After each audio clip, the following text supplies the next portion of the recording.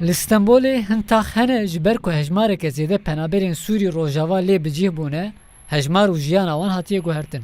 Ev der bûne mîna taxek ji bajarên Sûrî an Rojava.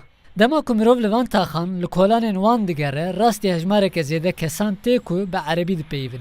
Dîsa li ser gelek dikanan nivîsên bi erebî hatine nivîsandin. Yanî li Stenbolê li hin ciyan êdî atmosfera bajarên Sûrî tê dîtin. Yek ji wan ciyan Aksarayê.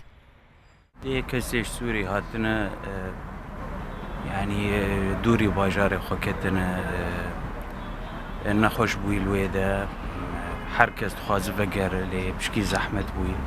Zehmetî jî heye yanî herêm îş dikin em li vir dikin lê yanî ne wek mero li bajarê xwe bitin nas kir herî mero dûrî خلکێ خۆ بە ناسێ خۆ ئەهلێ خۆ مەرڤێ خۆ زەحمەتە تەناسکر چاوە Hin penaber li van tax û kolanan ji xwe re dikan vekirine.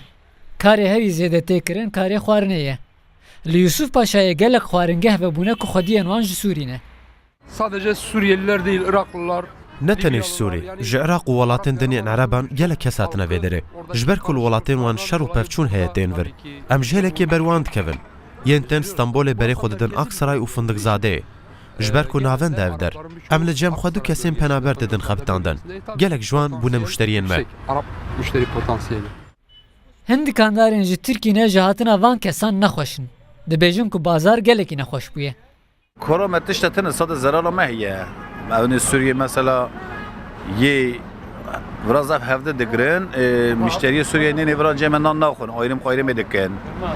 Xwezil hema zûbiya berê birana memleketê biçûna, em ji wan xilas bûna. Kesên penaber piranî naxwazin li hember kamerayê biaxivin.